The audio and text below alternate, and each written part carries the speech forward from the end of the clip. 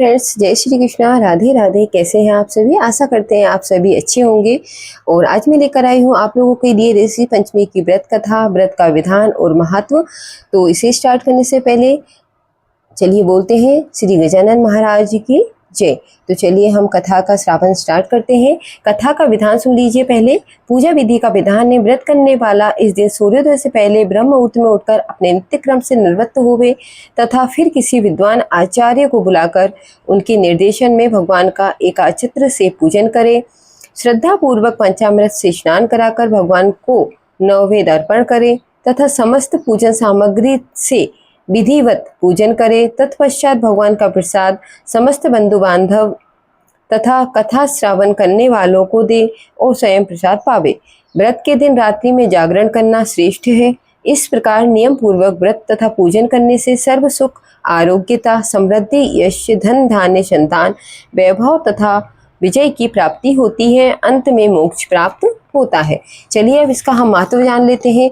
यह व्रत भादो मास के शुक्ल पक्ष में पंचमी को होता है। पतिव्रता स्त्री का धर्म है कि वह सूर्योदय के पूर्व ही बिस्तर को त्याग दे और अपने नित्य कर्मों से निवृत्त होकर गंगा जी में स्नान करे। जहाँ गंगा जी नहीं है वहाँ पास की नदी में स्नान करे। यदि नहीं नदी ना हो तो सरोवर में स्नान करे और यदि सरोवर भी निकट ना हो तो कुएं के जल से, शुद्ध जल से स्नान करे। जब स्नान करके पवित्र हो जावे तो रेशमी धोती को धारण करें, मन में व्रत का निश्चय करें और शुद्ध मन से पंचामृत बनाएं। तब सप्त ऋषियों को उस पंचामृत में पहले स्नान करावें। तत्पश्चात शुद्ध जल से स्नान करा के शुद्ध वस्त्र से उनके पिंड को सुखाकर आसन पर विराजमान करावें। तत्पश्चात सप्त ऋषियों के निमित्त चंदन, अगर, कपूर आदि की गंध देवें। कोरे सकोरे में अग्नि रखकर धूप दें, फूल चढ़ावें और उनके सम्मुख दीपक जलाकर कलश के सम्मुख रखें। ऋषि वरों को नवीन वस्त्र और जनेऊ समर्पित करें। उत्तम मिष्ठान और फल का भोग लगावें, अर्घ्य दें। सप्त ऋषियों का ध्यान हृदय में धारण करें और हाथ जोड़कर उनसे प्रार्थना करें, आप मुझ पर कृपा करें और मेरे द्वारा निवेदित इस पूजा को स्वीकार करें। शेष दिवस भगवान की कीर्ति का गान करें। दिन भर कुछ ना खाएं, व्रत रखें। संध्या समय शरीर को पुनः शुद्ध करें और भगवान का ध्यान धारण करें। अपने लिए जो फलाहार बनाया हो उसे भगवान को समर्पित करें और तब भोजन को ग्रहण करें। भोजन ग्रहण करके देव दर्शनों को जाएं। रात्रि समय भगवान की लीलाओं को पढ़ें अथवा श्रवण करें। ब्रह्मचर्य से हो रहे मन ही मन सप्त ऋषियों का ध्यान धारण करें और उनके निर्मल चरित्र को गाती रहें।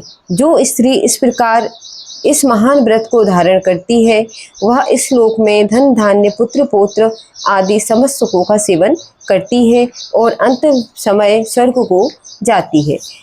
तो चलिए अब हम इसकी कथा का भी श्रवण कर लेते हैं। तो ऋषि पंचमी की कथा इस प्रकार है। ऋषि पंचमी व्रत कथा। एक बार राजा श्वेताश्व ने ब्रह्मा जी से कहा कि हे पितामह, मुझे ऐसा व्रत बताइए जिससे नारी जाति का उद्धार हो और समस्त पापों का नाश होवे। तब ब्रह्मा जी ने कहा, हे राजन, मैं तुम्हें वह व्रत बताता हूँ जिसमें समस्त पाप विनाश को प्राप्त होंगे। वह ऋषि पंचमी का व्रत है जिसके करने से नारी जाति के तमाम पाप दूर होकर वह पुण्य की भागी होती है। इस संबंध में तुमसे एक पुरातन कथा कहता हूँ, उसे ध्यान पूर्वक सुनो। विदर्भ देश में एक उतंग नाम का सदाचारी ब्राह्मण निवास करते थे। उनकी पतिव्रता नारी सुशीला से एक पुत्री और एक पुत्र का जन्म हुआ। वह सुविभूषण ने वेदों का सोंगपाव अध्ययन किया। कन्या का समय अनुसार एक सामान्य कुल में ब्याह कर दिया और विधि के विधान से वह कन्या विधवा हो गई। तब वह अपने सातिस्व की रक्षा के लिए पिता के घर में रहकर जीवन यापन करने लगी। ब्राह्मण सपरिवार गंगा तट पर कुटी बनाकर बालकों को विद्या अध्ययन कराने लगे। एक दिवस कन्या माता पिता की सेवा कर एक शिलाखंड पर शयन कर गई। रात भर में उसके शरीर में कीड़े पड़ गए। सुबह जब कुछ शिष्यों ने उस कन्या को अचानक इस दशा में देखा तो उसकी माता सुशीला को गुरु पुत्री के दुख को बताया। गुरु पत्नी जाकर अपनी पुत्री की दशा देखकर नाना प्रकार से विलाप करने लगी। वह पुत्री को उठाकर ब्राह्मण के पास आई। ब्राह्मण भी पुत्री की दशा को देखकर बहुत दुखी हुए। तब ब्राह्मणी ने हाथ जोड़कर कहा, महाराज, क्या कारण है कि इस पुत्री के सारे शरीर में कीड़े पड़ गए हैं? तब ब्राह्मण ने ध्यान लगाकर देखा तो पता चला कि वह पूर्व जन्म में भी ब्राह्मणी थी। तो एक दिन रजस्वला होते हुए भी इसने घर के तमाम बर्तन, भोजन सामग्री छू ली थी और ऋषि पंचमी व्रत को भी अनादर से देखा। उसी के दोष के कारण पुत्री के शरीर में कीड़े पड़ गए हैं, क्योंकि रजस्वला वाली नारी प्रथम दिन चंडालिनी के बराबर, दूसरे दिन ब्रह्मघातिनी के बराबर के समान, तीसरे दिन धोबिन के समान शास्त्र दृष्टि से दूषित मानी जाती है। तुम्हारी कन्या ने ऋषि पंचमी व्रत के दर्शन का अपमान के साथ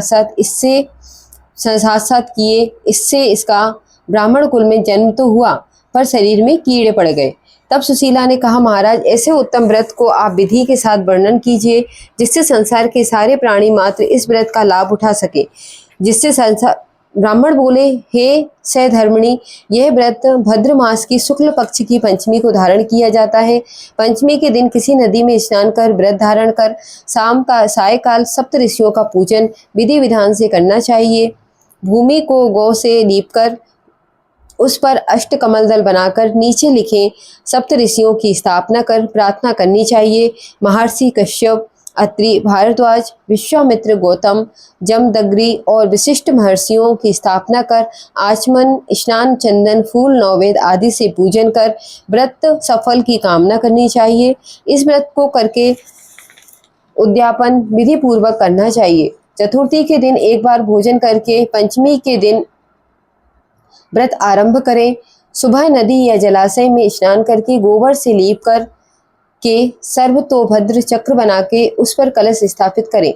कलश के कंठ में नया वस्त्र बांधें। पूजा सामग्री एकत्र कर अष्ट कमल दल पर सप्त ऋषियों की स्वर्ण प्रतिमा स्थापित करें। फिर स्वर्ण सोपाचार से पूजन कर रात्रि को पुराण का श्रवण करें। फिर सुबह ब्राह्मण को भोजन कराकर दक्षिणा देकर संतुष्ट करें। इस प्रकार व्रत तथा उद्यापन करने से नारी सुंदर रूप लावण्य को प्राप्त होकर सौभाग्यवती होकर धन पुत्र से संतुष्ट हो अंत में देवलोक को प्राप्त होती है। तो ये थी ऋषि पंचमी व्रत की पहली कथा। तो आइए इसका दूसरी कथा का भी श्रवण कर लेते हैं। एक बार धर्मराज युधिष्ठिर ने भगवान श्री कृष्ण से कहा कि हे जनार्दन, कृपा कर आप मुझे उस व्रत को विधि सहित बतलाइए जिसके करने से नारी जाति अनेक पापों से मुक्त होकर अनेकों यज्ञों का पुण्य प्राप्त कर अंत में भगवान विष्णु आदि देवताओं के लोक में निवास करती है। मुझे इस कथा के विषय में विस्तार से समझाइए। तब भगवान श्री कृष्ण बोले कि हे धर्मराज, भद्रपद शुक्ल पक्ष की पंचमी को सप्त ऋषियों का ऋषि व्रत कहते हैं। इस व्रत के करने से स्त्री रजस्वला से मुक्त होती है, अर्थात रजस्वला स्त्री से जाने अनजाने में अनेक त्रुटियां हो जाती हैं। उन त्रुटियों के कारण से नारी को जीवन में अनेक कष्ट उठाने पड़ते हैं। उन कष्टों के निवारण के लिए यह ऋषि व्रत किया जाता है। यह अत्यंत पावन व्रत है। इसको अत्यंत पवित्रता के साथ करना चाहिए। इस व्रत के करने से किसी भी प्रकार की त्रुटि नहीं होनी चाहिए, क्योंकि जब देवराज इंद्र ने वृत्रासुर राक्षस को मारा था तब उन्हें ब्रह्म हत्या का पाप लगा था। उस समय ब्रह्म हत्या के 4 भाग करके एक भाग स्त्री के रज में, दूसरा नदी के फेन में, तीसरा पर्वतों में और चौथा भाग अग्नि की प्रथम ज्वाला में विभक्त किया था। इससे हर वर्ण जाति की नारी को रजस्वला होने पर पहले दिन चंडालनी, दूसरे दिन ब्रह्मघातिनी, तीसरे दिन धोबिन के समान दोषी माना जाता है। इससे उन दिनों में किसी भी वस्तु को छूना मना है। छूने से वह वस्तु अपवित्र होकर दूषित हो जाती है। इस ऋषि पंचमी व्रत के करने से वह दोष मुक्त होकर नारी मोक्ष को प्राप्त होती है तथा पवित्र हो जाती है। राजन, विदर्भ देश में एक सयनजित नाम का अत्यंत प्रतापी, यशस्वी तथा न्यायप्रिय राजा था।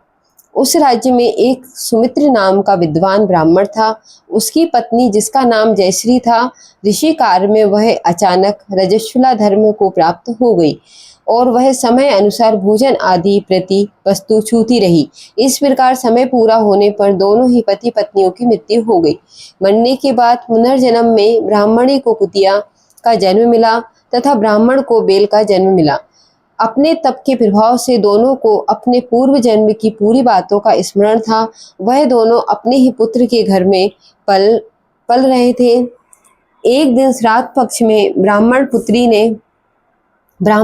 ने अपने पिता की श्राद्ध तिथि के दिन विधि पूर्वक ब्राह्मण भोज किया तथा अपनी पत्नी को अत्यंत स्वादिष्ट पकवान बनाने की आज्ञा दी। इधर ब्राह्मण पुत्र वधू ने विभिन्न पकवान, खीर आदि भोजन बनाकर तैयार किए।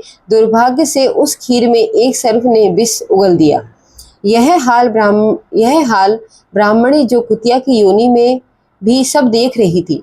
उसने सोचा कि यदि ब्राह्मण यह भोजन करेंगे तो वह समाप्त हो जाएंगे। इससे मेरे पुत्र को ब्रह्म हत्याओं का भारी पाप लगेगा। इस प्रकार से सोचकर अपने पुत्र वधू की दृष्टि बचाकर उस कुतिया ने खीर को जूठा कर दिया। तब बहू ने उस कुतिया को किवाड़ बंद करके इतना मारा कि उसकी कमर तोड़ दी तथा खीर फेंककर दोबारा दूसरी खीर बना ली। फिर श्राद्ध कर ब्राह्मण को भोजन कराया। रात को कुतिया ने अपने पूर्व पति बैल को जाकर जो भी दिन में उस पर बीती थी वह बता दी। तब वह बैल बोला कि हे प्रिय, क्या बात हुई? किस कारण लाठी मारकर तुम्हारी कमर तोड़ी? वह सारी कथा मुझे विस्तार से बताओ। तब उस कुतिया ने बैल को वह सब बताया, किस प्रकार तथा किस कारण से उसकी पुत्र वधू ने लाठी मारकर उसकी कमर तोड़ दी थी। वह अपना संपूर्ण समाचार सुनाकर कहने लगी, स्वामी, हमारा इस योनि में कैसे छुटकारा होगा? हमको किस अकर्म के कारण यह सभी दुख भोगने पड़ रहे हैं? ब्राह्मण पुत्र वहीं पर छुपा सुन रहा था। उन दोनों को उसके वहां होने का कुछ भी भान नहीं था। तब वह बैल बोला, हे प्रिय, तुम्हारे ही दूषित कर्म और पापों को भोगने हेतु आज मुझे बैल होना पड़ा। यह कहकर उसने अपने पूर्व जन्म की वह संपूर्ण कथा बताई, जब वह रजस्वला के समय भोजन आदि सभी सामान छूती रहती थी। उसी पाप के कारण तुमको कुतिया तथा मुझको बैल की योनि प्राप्त हुई है, जिस पर अभी भी तुम्हारे स्वभाव में कोई परिवर्तन नहीं है, क्योंकि तुम्हारी कुतिया की योनि है। फिर कुत्ते का स्वभाव भी तो वैसा ही होता है। उसी स्वभाव के कारण ही तुम्हारे ऊपर इन सब बातों का कोई असर नहीं है। देखो, यह पूरा परिवार हमारा पिछले जन्म का ही परिवार है। यह मेरा पुत्र है, जिसने आज मुझे पूरे दिन मुंह बांधकर हल में चलाया। घर पर इसकी पत्नी ने मेरे नाम का ही श्राद्ध किया और मेरे ही नाम से ब्राह्मण को भोजन कराया, जबकि प्रातः से मैं निरंतर हल में चल रहा हूँ। अभी तक मुझे खाने को चारे का एक दिन का भी नहीं दिया। यह सब तेरे ही उस दुष्कृत्य का प्रभाव है। उन दोनों की पूरी बातें सुनकर उसको घोर कष्ट हुआ। वहां से आकर उन बैल एवं कुतिया दोनों माता पिता को भोजन देकर वह अत्यंत दुखी हो वन में चला गया। वह तलाश करते हुए वहां एक ऋषि आश्रम पहुंचा। वहां उसने कुछ समय बिताया। एक दिन सुअवसर जानकर ऋषियों से पूछा कि हे दयालु, मेरे माता पिता कुतिया तथा बैल की योनि भोग रहे हैं। वह इस योनि से किस प्रकार मुक्त हो सकेंगे? कृपा कर मुझे कोई उपाय बतावे, जिससे कि मेरे माता पिता को इस पाप से मोक्ष मिले। तब ऋषि बोले, पुत्र, तुमको यह कैसे ज्ञात हुआ? तब उस ब्राह्मण पुत्र ने ऋषि को वह सारी कथा जो बैल के रूप में अपने पिता के द्वारा सुनी बताई। यह भी बताया कि इस योनि को भोगने में मेरी माताजी अधिक दोषी है। उन्हीं के पिछले आपराधिक दुष्कर्म के कारण पिताजी को भी बैल योनि भोगनी पड़ रही है तथा अब वह दोनों ही मेरे घर पर हैं। हे ऋषिवर, कृपा कर मुझे बताइए, जिससे मेरे माता पिता की यह योनि छूट जाए तथा उनके संपूर्ण दोष नष्ट हो जाएं। ऋषि बोले, पुत्र, तुम धन्य हो। इस संसार में ऐसे पुत्र कम ही पाए जाते हैं जो अपने माता पिता के सुख चैन के विषय में सोचें। उन्हें तो अपनी तथा अपनी पत्नी व संतान की चिंता रहती है। तुमने अपने माता पिता की मृत आत्मा की मुक्ति हेतु सोचकर हमको आह्लादित किया है। हे पुत्र, सुनो, पूर्व जन्म में तुम्हारे माता पिता ऋषि मुनि की निरंतर सेवा करते रहे थे। तुम्हारी माता जब रजोधर्म से थी, वह ऋषि सेवा कार्य करती रही। उस समय उसके द्वारा छुए जाने वाली हर वस्तु दूषित हो गई। इस प्रकार ऋषियों पर भी प्रभाव पड़ा। तब उनको ऋषियों ने गुप्त रूप से श्राप दिया। उसी से तुम्हारे पिता ने बेल तथा तुम्हारी माता ने कुतिया का जन्म पाया। अब इनके मोक्षार्थ तुम घर जाकर भद्रपद शुक्ल पक्ष की पंचमी को ऋषि व्रत करो तथा दोनों ही पति पत्नी उस व्रत का फल अपने माता पिता के हित में संकल्प कर दो। तब वे इस वसु योनि से मुक्त हो जाएंगे तथा स्वर्ग में वास करेंगे। तब इस व्रत का पुण्य कार्य से तुम्हारे माता पिता के आशीर्वाद से तुम भी कृत होगे, तुम्हारा कार्य भी निष्फल ना होगा। अतः तुम यह कार्य दोनों प्राणी मिलकर श्रद्धा पूर्वक विधि विधान से करो। ऋषियों की बात को सुनकर ब्राह्मण पुत्र अपने घर आया तथा अपनी पत्नी को संपूर्ण समाचार बतलाया। पत्नी की सहमति से दोनों ने उस व्रत को भद्रपद मास की शुक्ल पक्षीय पंचमी को अत्यंत श्रद्धा भाव से विधि पूर्वक किया तथा पंडित जी को बुलाकर उस व्रत का संकल्प अपने माता पिता के लिए किया, जिसके प्रभाव से वह दोनों ही पशु योनि से मुक्त हुए तथा विमान द्वारा देवलोक को प्रस्थान कर गए। हे राजन, जो नारी इस व्रत को संपूर्ण विधि के साथ अत्यधिक श्रद्धा भाव से पालन करती है तथा सप्त ऋषियों का पूजन आदर सहित करती है, वह भयंकर रजस्वला दोष से मुक्त होकर धन्य धान्य पुत्र पौत्रादि का सुख भोगती है, सौभाग्यवती होकर अमर पद को प्राप्त होती है। इसलिए इस व्रत के करने से नारी जाति का समस्त पापों से उद्धार हो जाता है। यह विशेषकर नारियों के लिए उपयोग का ही व्रत है। पितृ आत्म तुष्टि हेतु दंपति भी कर सकते हैं। जो फल अनेक तीर्थों के करने से प्राप्त होता है, वही फल एक बार इस व्रत को करने से प्राप्त होता है। हे मुनि, हे युधिष्ठिर, इस व्रत का महान फल होता है। इति श्री ऋषि पंचमी व्रत कथा समाप्त। बोलिए शिव शंकर भगवान की जय, गणपति गणेश की जय। इसके पश्चात आप शंकर जी की आरती कीजिए। बोलिए गजानन महाराज की जय।